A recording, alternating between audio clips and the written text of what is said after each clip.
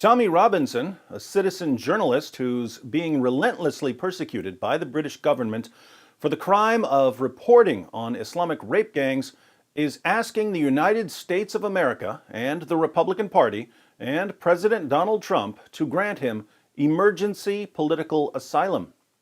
My name is Tommy Robinson. Today I'm calling on the help of Donald Trump, his administration and the Republican Party to grant me and my family political asylum in the United States of America. I'm an English man, a British citizen who loves my country, and it hurts me to have to say I have no future here. The only future that lies for me is death. Death at the hands of an establishment who will feed me to Islamic gangs of jihadis within the prison system. Tommy spent months in solitary confinement after live streaming outside Leeds Crown Court during court proceedings for an Islamic rape gang. His conviction underscored the true priorities of the British legal system. Now, last year, Leeds Crown Court broke every single legal procedure possible. They refused me my own legal representation. They didn't even tell me what I was accused of doing. They didn't ask me to plead guilty or not guilty. They didn't even let me speak. I was sentenced to 13 months in prison in a 10-minute trial, something you'd imagine being held in North Korea. It was rightly thrown out on my appeal after I spent 3 months in solitary confinement. Judge Marston decided that day that I needed to be immediately removed from the streets and sent to prison within minutes. The Muslim child rapist, with 16 witness statements detailing the rape and torture of children, he deemed they were no risk to the British public. He provided them with bail so they could continue to walk the streets alongside our children. Now, if you've followed Tommy's case as it's been reported in the British media, you've heard that this was an open and shut case of contempt of court. By violating the court's reporting restrictions, Tommy threatened the entire case. This, of course, is total nonsense. Under British law, if there are reporting restrictions, the court has to publicly post those reporting restrictions. The court didn't. Tommy wanted to be on the safe side, however, so he acted as if they had posted reporting restrictions, even though they hadn't, and he was careful not to share any information that wasn't already in the public domain. Under British law, the courts can't restrict sharing information already in the public domain. If you watched the live stream Tommy was arrested for, the only information he shared was from articles that were publicly available. The original verdict was appealed due to unfairness and no due process. There were no charges of prejudice in the case or potentially collapse in the trial as the media continued to push out. They originally tried to bring those charges last year but had to remove them as it's been proved in court twice that nothing I said in my live stream could have prejudiced the jury. This is why Tommy was eventually released following an appeal. But British prosecutors decided to take him back to court because while he was questioning the members of the rape gang on their way to court, he ran the risk of causing them anxiety. And Tommy was found guilty, not by a jury, but by a panel of 2 judges. Oddly enough, British journalists who are cheering the new guilty verdict are simply too biased to spot the hypocrisy. Let's have a look at the footage of me entering the Old Bailey for this trial. Let me show you this now. Tommy Robinson, are you finally going to face justice for potentially collapsing this trial? I didn't potentially collapse any trial. I'm actually not in charge. I'm not on trial for potentially collapsing a trial. My charge is causing anxiety to the men walking into court by putting cameras and asking them questions. Exactly what you've just done to me is what I face contempt of court for. Exactly this. Do you think this is causing me anxiety? Look at your actions. That's what I'm facing trial for. I didn't act this way. This is a facade. The whole public know that. That's why the public are here to support me. No, I didn't nearly collapse. That's a lie. You're lying. I didn't nearly collapse. The judge's words in that case, nothing I said could have caused prejudice to jury. Nothing. That's the judge's words. Read the transcript. Do your job as a journalist. Were you in contempt of court? No, I wasn't. That's why I was released from prison. The whole case was unlawful. So, bogus charges, bogus media, bogus judges. The British legal system is officially garbage. The British government and the British media have been weaponized by the same sort of people who have been weaponizing social media platforms in their ongoing war on free speech. And yet, whenever I post something about Tommy, I get messages saying, "But David, Tommy's such a jerk. Look at this mean tweet by him from back when he was leading the English Defense League." Let me break this down for you. There are all kinds of very important discussions going on in the world. And there are people who don't want us to be able to have these important discussions. There are people who don't want any of us to say anything they disagree with.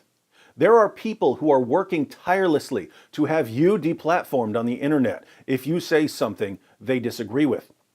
There are people who want you thrown in jail if you say something they disagree with. Instead of standing up for our basic freedoms, entire governments and major social media platforms like Facebook, Twitter, and YouTube are being weaponized by people who have the emotional maturity of a 2-year-old flailing around on a Walmart floor because his mommy won't buy him a pack of Skittles. This push to control what you can say or think is a threat to just about everything you hold dear. So when someone like Tommy Robinson gets thrown in jail for talking about Islamic rape gangs, I'm not terribly interested in whether you happen to agree with something he said on Twitter 8 years ago. I am concerned with protecting him and people like him from an oppressive government. Why am I concerned? Well, let me tell you a story. 12 years ago, our fathers brought forth on this continent a new nation, conceived in liberty and dedicated to the proposition that all men are created equal, and to the additional proposition that the government of Great Britain sucks. Now, I have to give credit where credit is due. Without Great Britain, there would be no United States of America. Many of the colonists who crossed the Atlantic in search of a new life were simply trying to put a massive ocean between them and that epic dumpster fire called the British government. Then the colonists declared their independence from Great Britain and fought a war and founded the United States of America. Why? Because the British government is just that bad. When Patrick Henry said, "Give me liberty or give me death," he was talking about that Chernobyl-like disaster we call the British government. He would literally rather die than be controlled by the British government. There's a myth that when the framers of the US Constitution and the Bill of Rights sat down to flesh out the details, they relied on their years of studying political philosophy to guide them. In reality, all they did was try to make the US government the exact opposite of the British government. James Madison would be like, "Oh man, I'm not sure what to do here. Hey, Hamilton, what did the British government do on this issue?" He would write it down and then put a big red X through it over and over again. You can see it. It's on display in the National Archives building. The framers set out to make our government the polar opposite of that extinction-level asteroid impact called the British government. In doing so, they created the most powerful, most prosperous nation the world has ever seen, just by reversing every single policy the British government ever came up with. Now, we tend to think that the British government has changed after 2.5 centuries of, first, us repeatedly kicking the crap out of them, and second, us repeatedly protecting them from becoming the least interesting province in the German and Russian empires. But has the British government really changed? We're talking about government officials who protect rape gangs from criticism, and then, when they're finally forced to act because of the public outcry, try to destroy the lives of the brave men and women who exposed the rape gangs. If anything, the British government is worse than it was under the tyrant King George.